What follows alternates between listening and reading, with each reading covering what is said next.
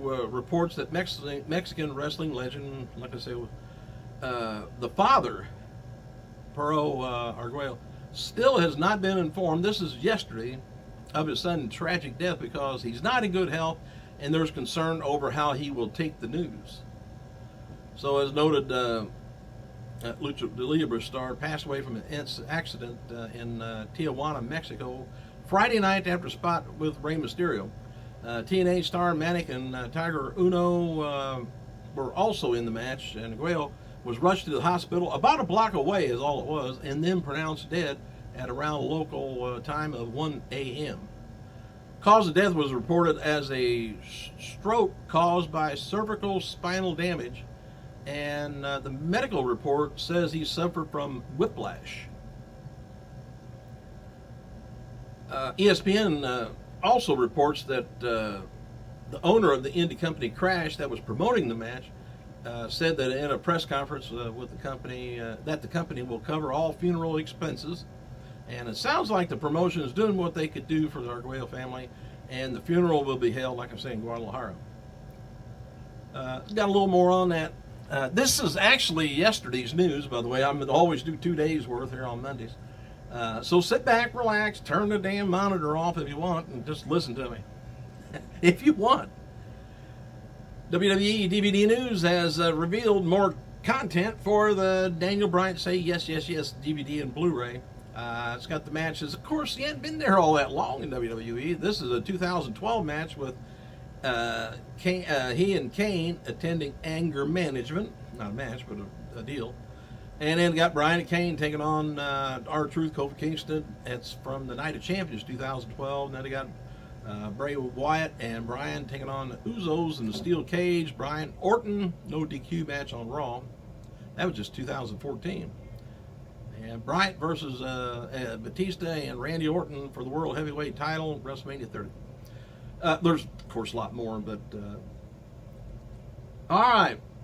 WWE website notes that Triple H will be on Monday's go-home edition of Raw for WrestleMania 31 to respond to Sting's action and interview from last week, but there's no mention of Sting being in Los Angeles live on Monday's show, tonight's show. And former WWE diva Lisa Marie, Tara, Victoria, and whatever else you want to call her, she was attending last night's Saturday night's event in Anaheim, New York, WWE live event. Tommy Dreamer noted on Twitter that upstate New York, Baltimore, Ontario, and Chicago are the leading candidates for the host cities of his House of Hardcore 9 event.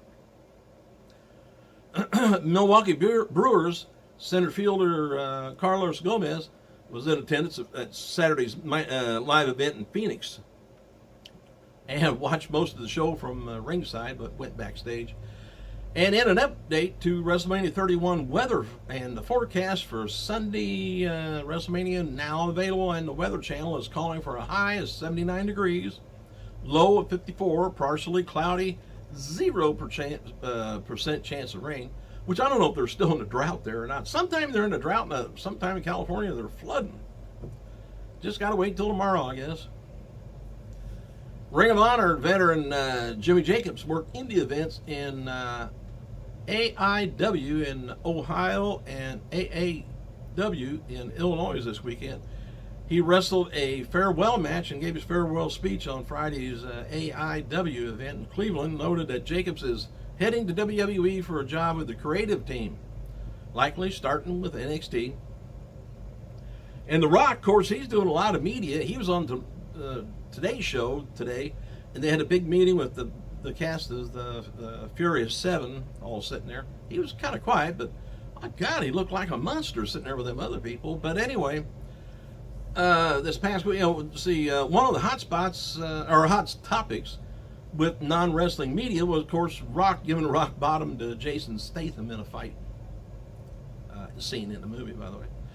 All right, let's go with today's news. Tonight's Raw's final show before WrestleMania 31 is going to be taking place from the Staples Center, Los Angeles, California. WWE also taped a few matches for this week's SmackDown tonight. Well, they will. All as there is no Tuesday night tapings due to WrestleMania week. They got stuff going on all week there, different events, so they're going to be wearing out everybody. Confirmed for tonight's show is going to be a face-off between WWE World Heavyweight Champion Brock Lesnar and his WrestleMania opponent Roman Reigns, as well as Triple H's response to Sting's action from last week. Expected for tonight's Raw is the final 2015 Hall of Fame announcement, latest addition to the WrestleMania card, if there is any, and I'm sure there is. Celebrities also confirmed for tonight's show is rapper Snoop Dogg is going to be hosting and possibly doing an angle maybe with Curtis Axel, while ESPN Grantland's Bill Simon will be guest commentating for a few matches, likely doing another angle with JBL. Other stars, the usual suspects, going to be there. So far, Sting is in Los Angeles, which is, well, it should be, but scheduled for Raw is still not known. If The Undertaker is going to be appearing too, at the live and final show before WrestleMania. So we'll have to tune in tonight to see if Sting shows up and Undertaker. He could do just a Titantron type interview or something. Both of them. And WWE is focusing on tonight's go-home edition of Raw. These focus points are: will Roman Reigns, Brock Lesnar brawl before WrestleMania? I'm sure they will. How will Triple H respond to Sting? Does retribution await Bad News Barrett? Will Randy Orton get his hands on Seth Rollins? Is Rusev afraid of John Cena? Oh, I guess. He ain't afraid of nobody except Lana on PMS. All right. Oh, by the way, I got a picture of Lana over on the website, the Diamond Dan website, and she's in jeans, and it's a scene from the movie that her and Edge is making it, the interrogation, or interrogator, whatever it's called. And I don't care what she puts on. She don't have to wear a dress. She's just got on some blue jeans, a top, and just looks fantastic in that picture. Oh, man. That's something when you could wear anything and look fantastic. Anyway, WWE SmackDown in Canada will air on Thursday instead of Wednesday this week due to WrestleMania 31. And as noted, this week's SmackDown will be made up of a few matches filmed at Monday's Raw footage from WrestleMania 31 Access in San Jose.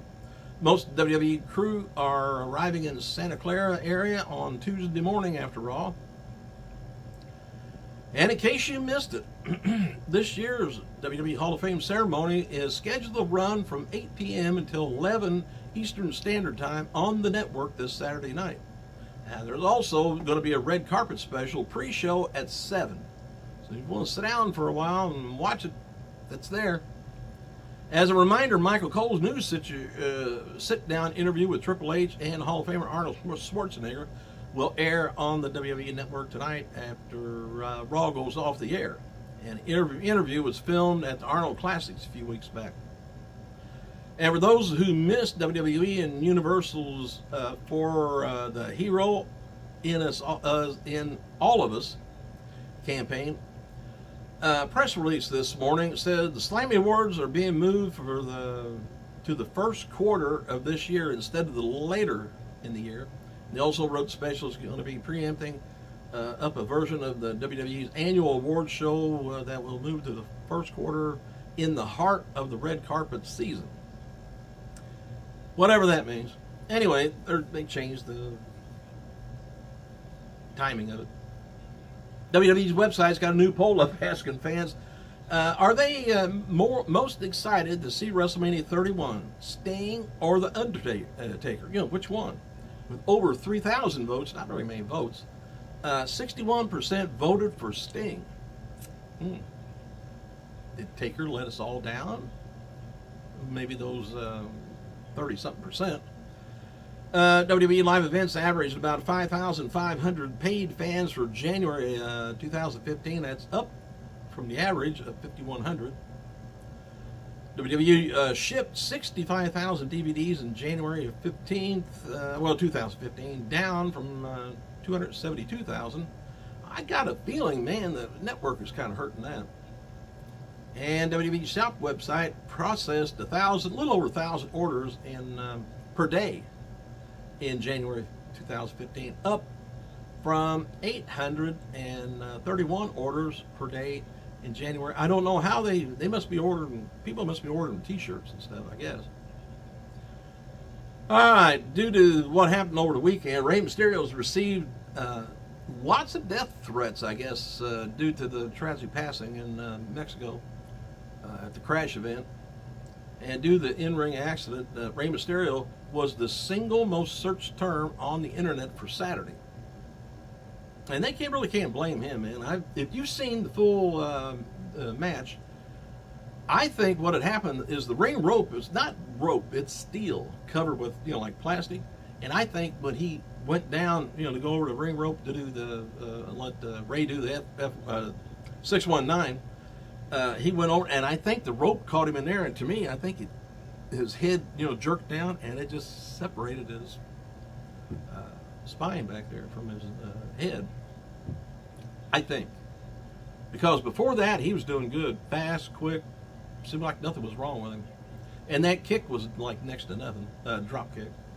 All right, Sheamus, who is expected to return to WWE TV at WrestleMania 31, had a big crowd at Wizard World signing in Winnipeg this weekend. He also stayed late to meet fans who were still waiting in line after the signing had ended.